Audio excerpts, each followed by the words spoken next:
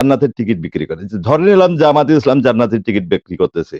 আপনারা বিএনপিরা আপনারা বলেন আমরা জান্নাতের সর্বোচ্চ টিকিট অর্থাৎ জান্নাতুল ফেরদৌসের টিকিট বিক্রি করতেছি। জনগণ কি এটা খাবে? খাবে না তো। হুম, জি। খাচ্ছে তো। মনির ভাই খাচ্ছে। আমরা সাধারণ মানুষকে বুঝাচ্ছি এইভাবে। আপনারা একটা মতকে প্রকাশ করলে আপনারা এরকম ৩ টা পৃথিবীর সমান জান্নাত পাবেন। সেটা জনগণ খাচ্ছে। আপনাদের কথা কেন খাচ্ছে না? একটু হিসেব নিকেশ করেন তো ভাই। এগুলা জনগণ আমাদেরকে দেখিয়ে দিচ্ছে এবং আগামীতে নির্বাচন হবে, নির্বাচনের প্রতিফলন দেখবেন। কারণ হচ্ছে জি। জামাতের রাজনীতি অনেক ম্যাচিউর হয়ে গেছে। কারণ জামাত সবাই শিক্ষিত, সবাই জনতা বুঝতেছে যে এখন জামাতকে আমি নুরুজ্জামান স্যার এবং ইমরান স্যারের কাছে দুজনের কাছে একটা প্রশ্ন রাখতে চাই। 25 বছর যাদের সাথে আন্দোলন করলো বিএনপি, যাদের সাথে একতালে বসে খালো, জেল কাটলো, আন্দোলন করলো, কর্মসূচি দিল, ক্ষমতায় গেল, তখন কি জামাতের গায়ে রাজাকারের গন্ধ ছিল না? তখন কি তাদের গায়ে আতর সুরমার গন্ধ হইতো? আর এখন যখন আবার ক্ষমতার কাছাকাছি হয়তো কে যাবে জানি না, এর কাছে কি এখন রাজাকারের গন্ধ হয় নাকি এর কাছে? আসলে একটা কথা আছে কি, আতরের দোকানে গেলে আতরের গন্ধ পায়, আর ডাস্টবিনের কাছে দাঁড়ালে স্যার ডাস্টবিনের গন্ধ আসে। এখন সেটা এখন জামাতের কাছে হয়তো বিএনপির কাছে এরকম মনে আছে যে ডাস্টবিন হয়ে গেছে, আর বিএনপি এখন আতরের গন্ধ পাওয়ার চেষ্টা করতেছে। এখন ফয়সালা তো জনগণ নেবে কাকে পছন্দ করবে। এখন এই জি, আপনার চেতনার প্রশ্নটা ব্যবসা কি আর বলেন। চলবে বাংলাদেশে? হুম। চেতনার ব্যবসা কি আর বাংলাদেশে চলার মতো পরিস্থিতি আছে? 5ই আগস্টে যত লোক রাস্তায় নামিছে, এরা কি এই চেতনার রাজনীতি দেখার জন্য কি আর আন্দোলন করেছে বা জীবন দিয়েছে, রক্ত দিয়েছে? নাই ফ্যাসিস্ট হটানোর জন্য। যে স্বৈরাচার হুম। যা করেছে সেই আচরণ, সেই মানে বাপ কায়দায় তো আমার বাংলাদেশে চলছে, তার কোনো পরিবর্তন দেখা যাচ্ছে না।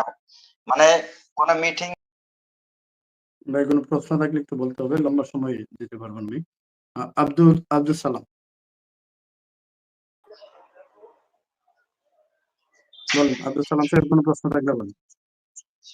আসসালামু আলাইকুম ওয়া রাহমাতুল্লাহি ওয়া বারাকাতুহু। ওয়ালাইকুম আসসালাম।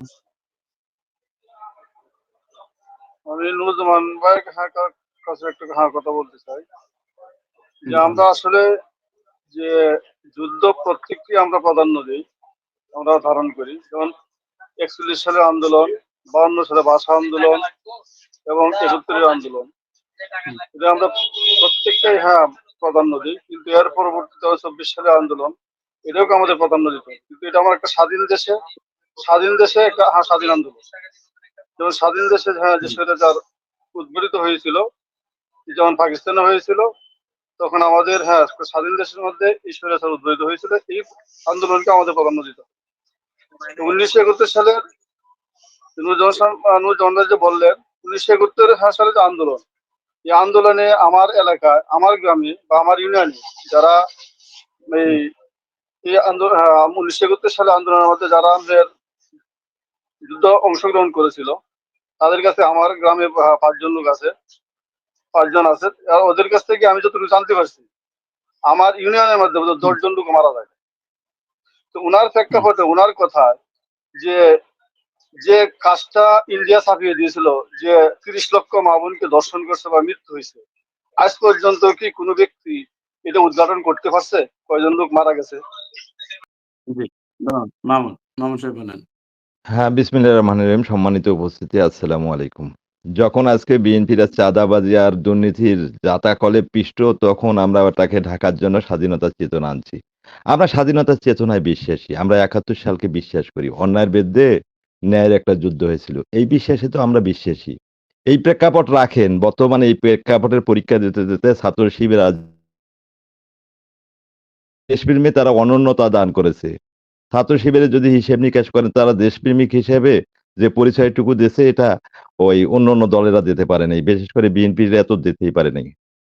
মনির ভাই একটা কথা বলি, সেটা হচ্ছে যে আমরা যতই একটা আপনার আজকে হিটিং এ দেখলাম যে ওই মানে জান্নাতের টিকিট বিক্রি করে। ধরে নিলাম জামাতে ইসলাম জান্নাতের টিকিট বিক্রি করতেছে। আপনারা বিএনপিরা আপনারা বলেন আমরা জান্নাতের সর্বোচ্চ টিকিট অর্থাৎ জান্নাতুল ফেরদৌসের টিকিট বিক্রি করতেছি। জনগণ কি এটা খাবে? খাবে না তো। জি। খাচ্ছে তো। মনির ভাই খাচ্ছে। আমরা সাধারণ মানুষকে বুঝাচ্ছি এইভাবে। আপনারা একটা মতকে প্রকাশ করলে আপনারা এরকম ৩ টা পৃথিবীর সমান জান্নাত পাবেন। সেটা জনগণ খাচ্ছে। আপনাদের কথা কেন খাচ্ছে না? একটু হিসেব নিকেশ করেন তো ভাই। আমি সত্যটাই আপনার কাছে তুলে ধরলাম। আমরা এমনটাও করি না, এটা কথার বললাম। যারা জামাত ইসলামের সর্বোচ্চ নেতা তারা সব সময় সত্য আর সর্বদা নেতৃত্বের কথা বলে, এর নেতৃত্ব। জি আমরা যারা সাধারণ কর্মী আমরা একটু হয়তো আজে বাজে কথা বলি, আমাদের কথা খাচ্ছে। আপনারা বলেন না আপনারা জান্নাতের সর্বোচ্চ ওই জান্নাতুল ফেরদৌসের টিকিট বিক্রি করতেছেন, এটা তো খাবে না। কাজেই একটা সত্যকে মিথ্যা দিয়ে ঢাকা যাচ্ছে না। এখন জামাত ইসলামের পারসেপশন অনেক ওপরে, জনগণরা সেটা মেনে নিচ্ছে। আপনাদের দুর্বলতার ভয়ে মিথ্যাচার দিয়ে আর কি করবেন? আপনারা জনগণের উপর রায় ছেড়ে দেন না, জনগণ কোন দলটাকে বেছে নেয়। ধন্যবাদ সবাইকে।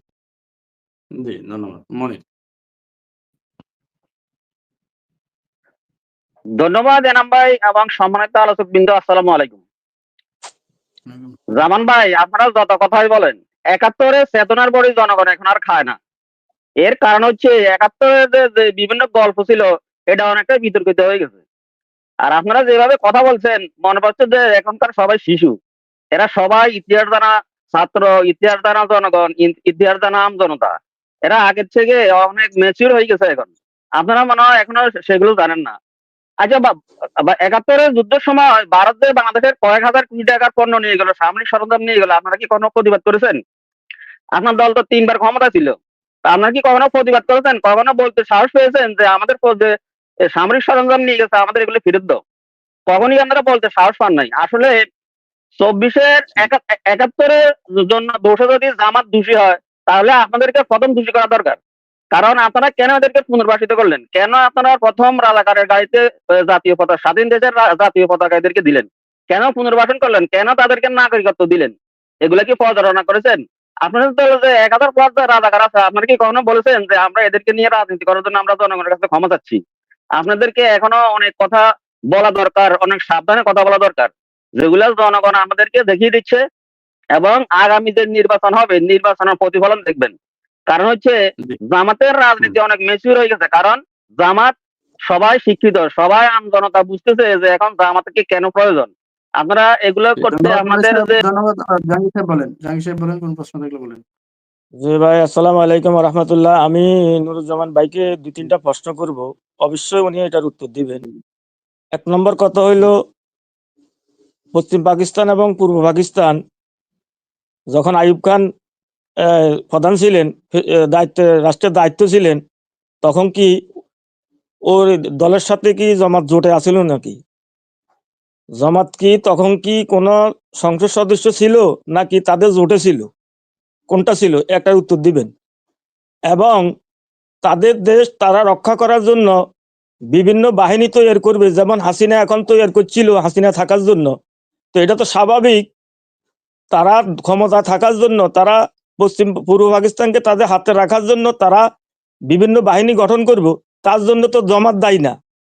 আর দ্বিতীয় নম্বর কথা হলো, আপনি এটার উত্তর দিবেন। দ্বিতীয় নম্বর কথা হলো যে ৯৩,০০০ সৈন্য নিয়ে পাকিস্তান বাহিনী জেনারেল ওসমানীর কাছে আত্মসমর্পণ না করে কেন ভারতের কাছে আত্মসমর্পণ করলো? ভারতের কাছে কেন আত্মসমর্পণ করলো, এই একটার উত্তর দিবেন।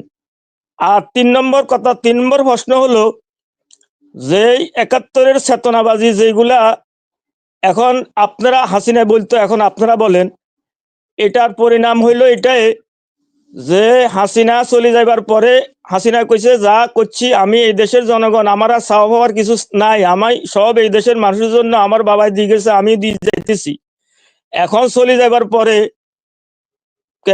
ক্যাচা করতে অজাগর বাইরে দিছে। তো আমরা মনে করি জাহাঙ্গীর সাহেবকে সঙ্গে জামাত ইসলাম, ভাই একটু শেষ, আমার কথা শেষ, জামাত ইসলাম যদি কখনো ক্ষমতা আসে, আল্লাহ দেয় ক্ষমতা আসতে পারে, তখন ৭১ সালে প্রকৃতপক্ষে কি হয়েছে এই কথাগুলা এই দেশের ১৮ কোটি মানুষ জানতে পারবে, সারা বিশ্বে জানতে পারবে কেন তাদের উপরে এই ত্যাগগুলো লাগাইতেছে। আপনি দয়া করে এই কথাগুলোর উত্তর দিবেন। ধন্যবাদ। আসসালামু আলাইকুম রহমতুল্লাহ। ধন্যবাদ।